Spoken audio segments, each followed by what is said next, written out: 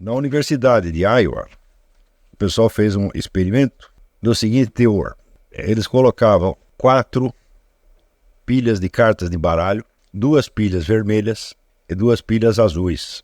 Cobaias tinham que tirar uma carta, escolher uma carta de qualquer das 4 pilhas.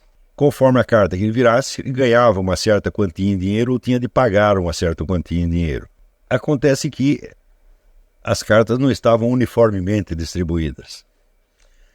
As cartas das pilhas vermelhas davam prêmios altos, mas davam multas mais altas ainda. Então você podia tirar ali, por exemplo, $500, ganhou $500, mas daí você tira uma outra que você perdeu $1.000. Ao passo que nas cartas azuis, os prêmios eram pequenos, mas as multas eram menores ainda. Então você ganhava, por exemplo, $50, perdia $10. E eles observaram que, para as pessoas perceberem o que estava se passando, perceberem que havia um viés, que a coisa já estava, que a distribuição não era aleatória, não era casual, que a distribuição das cartas não era casual, eles levavam aproximadamente 50 cartas, 50 rodadas, né? Após tirar 50 cartas, as pessoas percebiam que havia, né, que era mais vantajoso tirar as cartas da pilha azul, das 2 pilhas azuis.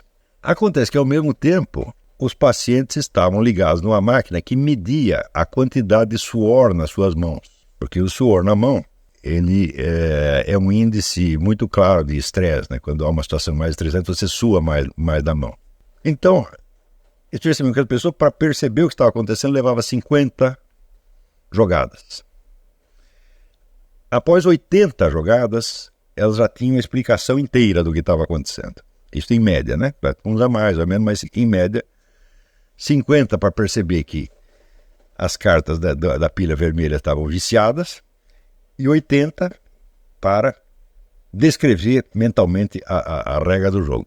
Acontece que a maquininha que mediu o suor nas mãos percebia que o suor começava a aumentar quando as pessoas pegavam a carta da pilha vermelha a partir da 10ª jogada. E que a partir daí havia uma tendência a pegar menos cartas das pilhas vermelhas e mais das pilhas azuis. Isso quer dizer que os indivíduos já tinham tomado a decisão de preferir as cartas azuis 40 jogadas antes deles perceberem que tinham tomado esta decisão. Bom, como é que nós podemos analisar isso aí, né? Os psicólogos criaram uma noção que eles chamam do inconsciente adaptativo, que não é o inconsciente freudiano. Porque o inconsciente freudiano é, como é que dizer, uma espécie de privada, né? Só tem ali o que não presta.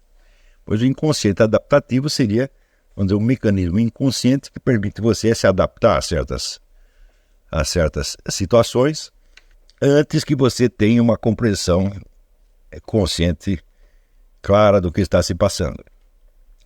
Então, é claro que você nota aí que havia 2 processos decisórios diferentes operando. Um inconsciente, né, que já decidia preferir as cartas do grupo azul antes mesmo de que o sujeito tomasse consciência do que estava se passando, e outro que é o processo decisório, vamos dizer, normal, onde por experiência e erro você vai acumulando indícios e monta todo um raciocínio e tira uma conclusão, que esse é o processo, vamos dizer, usual de aprendizado. Há outro processo, eles chamam o inconsciente adaptativo. Eu digo, bom, o fenômeno, sem dúvida, é real e o experimento é muito revelador, muito elucidativo. Mas a análise que os psicólogos fazem, ela é falha, ela não chega até, vamos dizer, o fundo do problema. Por quê?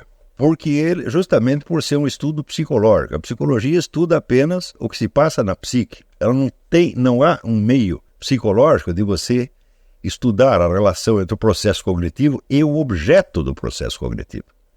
O objeto não faz parte da psicologia.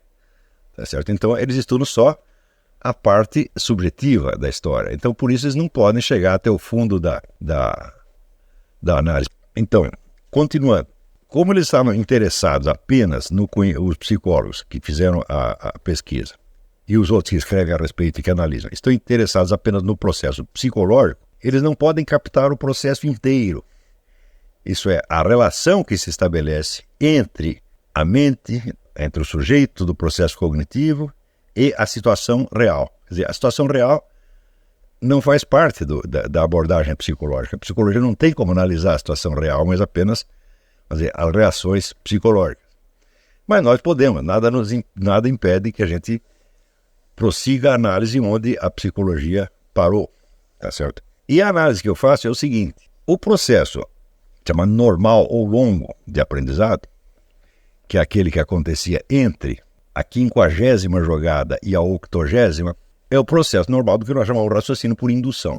Isso, quer dizer, nós juntamos vários indícios, vemos que eles se acumulam num certo sentido, então nós completamos, né, esse acúmulo de casos formulando uma regra hipotética que abrangeria todos os casos, não só passado, mas os casos futuros. Quer dizer, se até agora foi assim, se até agora as cartas do grupo azul se mostraram mais vantajosas, é porque, vamos dizer, há uma regra geral por trás disso. Quer dizer, a hora que você capta esta regra geral, você abrange todos os casos já conhecidos e a probabilidade dos casos seguintes. É um raciocínio normal por indução. Agora, qual é o processo cognitivo, não do ponto de vista psicológico, note bem, mas do ponto de vista gnoseológico, mas do ponto de vista epistemológico, qual é o processo usado na primeira apreensão? Aquela que acontece após a 10ª jogada, onde, por assim dizer, inconscientemente, o sujeito antecipa na prática a regra que conscientemente ele perceberá depois da 50ª jogada e talvez só na 80ª. Qual é exatamente este processo? Bom, normalmente os psicólogos se contentam dizendo que é uma apreensão intuitiva, uma apreensão inconsciente, etc, etc. Mas é claro que você não pode falar propriamente de uma intuição ou um pressentimento, porque houve ali também um raciocínio indutivo. Depois de 10 cartas, você já tem um certo número de casos, quer dizer, 10 vezes a coisa se repetiu. Então, quando você vê que a mão do sujeito suou mais quando ele se aproxima da pilha de cartas vermelhas do que quando ele se aproxima da carta azul, isso quer dizer que, por assim dizer, a palma da mão dele já fez um raciocínio indutivo, apenas com uma casuística menor. Enquanto a operação, vamos dizer, consciente e refletida, requer no mínimo 50 casos para formar uma amostragem e criar uma regra indutiva que explique, este outro processo, que para os psicólogos a diferença deste em relação ao outro é que um é consciente e o outro é inconsciente, e não é esse o caso, eu não acho que seja esse o ponto. No processo mais curto e mais breve, houve também um raciocínio indutivo. Como se dissesse, a mão do sujeito, depois de 10 casos, já começa a suar mais, né, quando se aproxima da pilha vermelha. Quase que instintivamente vai preferindo cada vez mais as cartas da pilha azul. É claro que, do ponto de vista da estrutura lógica, isto é um raciocínio indutivo. Então, houve um raciocínio indutivo que os psicólogos dizem que é inconsciente. E depois há um outro raciocínio indutivo, a partir da 50ª jogada, que eles dizem que é consciente. Tá certo? Mas ser consciente ou ser inconsciente dá exatamente na mesma. Quer dizer, não pode ser essa a diferença, porque em que sentido você pode dizer que foi inconsciente a primeira decisão ou a primeira percepção? Ele pode ter sido mais consciente em umas pessoas ou menos consciente nas outras, né? Analisando filosoficamente a coisa, a gente vê que a diferença essencial não é de ser consciente ou inconsciente, isso é mero acidente. A diferença essencial é que, no segundo caso, o indivíduo, no segundo caso, quer dizer, da decisão mais longa, mais demorada, do aprendizado, chamado aprendizado normal, o indivíduo raciocina com a recordação que ele tem de tudo o que se passou. Ou seja, ele pega a experiência percorrida, transforma em símbolos na sua memória, ou seja, está lidando já não com a situação que ele está vivendo, mas com a recordação da situação. Ele cria signos para representar a situação e ele articula esses signos na forma de um raciocínio indutivo. Note bem que esses signos já não são as cartas que estão na mesa naquele momento. São as cartas que estão na memória dele. Está entendendo? Ou seja, ele está raciocinando com elementos que a sua própria mente criou para representar uma experiência já transcorrida.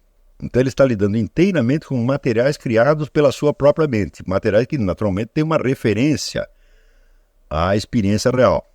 Está compreendendo? Agora, no primeiro caso, da decisão que é tomada, aspas, inconscientemente após a 10ª jogada, você está fazendo igualzinho o raciocínio indutivo. Só que você não está fazendo esse raciocínio indutivo com signos da sua mente, mas com os próprios objetos com que você está lidando. Então, existem 2 raciocínios indutivos. Um feito com signo, que reproduzem mentalmente a situação que foi vivida não mentalmente, que foi vivida realmente. E no primeiro caso, você tem um raciocínio indutivo feito não com signos mentais, mas com os próprios objetos que se oferecem à experiência.